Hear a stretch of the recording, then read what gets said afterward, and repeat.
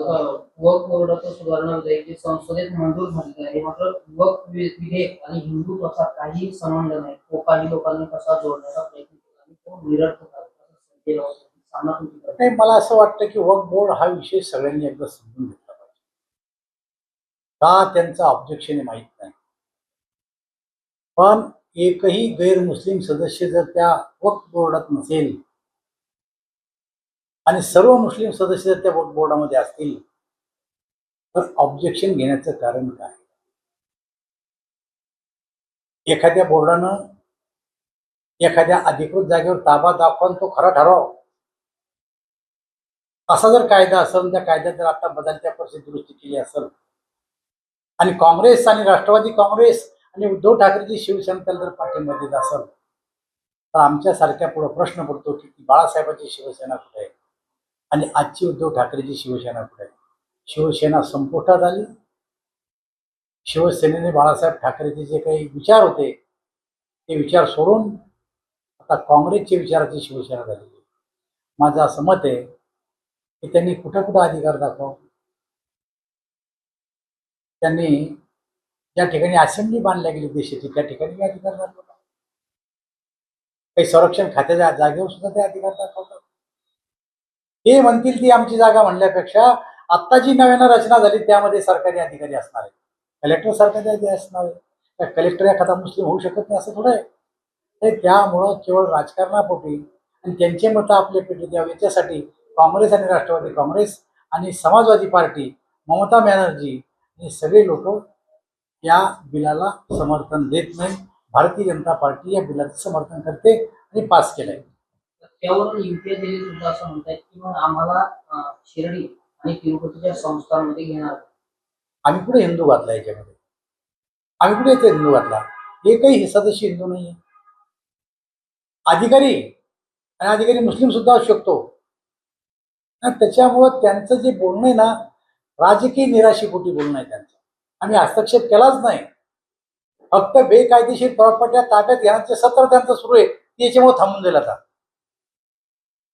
भाजपची स्थापना आमच्या समोर झालेली आहे. मूळ शिवसेना ही भाजपला सिनियर आहे असं संजय राऊत म्हणतात. संजय राऊतला इतिहासच माहीत नाही आहे. पण त्या पक्षाची स्थापना कधी झाली आणि त्या पैशाचे विचार काय? संजय राऊत जे बोलतात त्यांच्या बोलण्यामध्ये कुठलाही अर्थ राहिलेला नाही. भाजप पैशाच्या बळावर किंवा पैशाचा वापर करतात निवडणुकीमध्ये. मोगली आक्रमणासारखं पैसे उभे टाकतात असं म्हणतात राऊतांचं. आणि संघानं भाजपचं या पार्श्वभूमीवर शुद्धीकरण केलं पाहिजे. पैसा उधळून जर निवडणुका जिंकल्या जात असतील तर भारतीय जनता पक्षाची सत्ता किती वर्ष या देशात?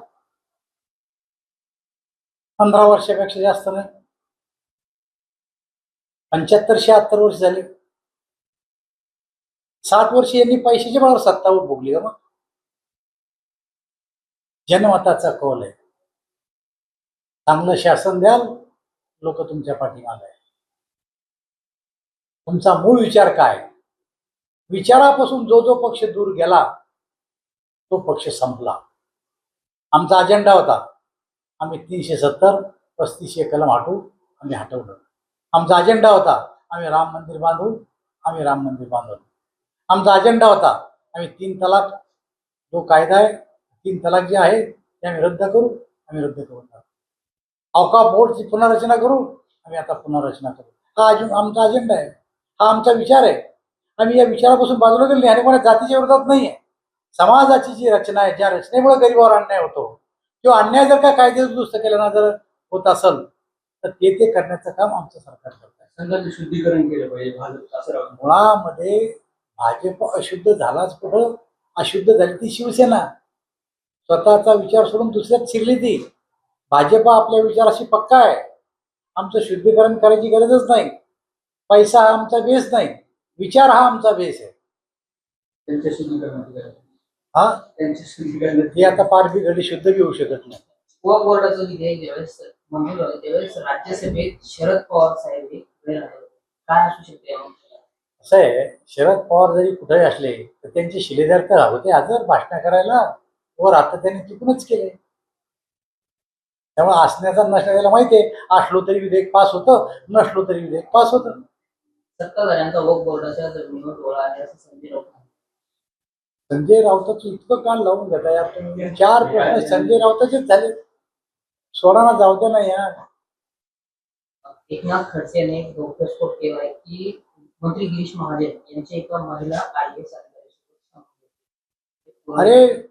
अरे बाबा राजाओ, राजकारणामध्ये संबंध होते याचा अर्थ गैर घेऊ नका.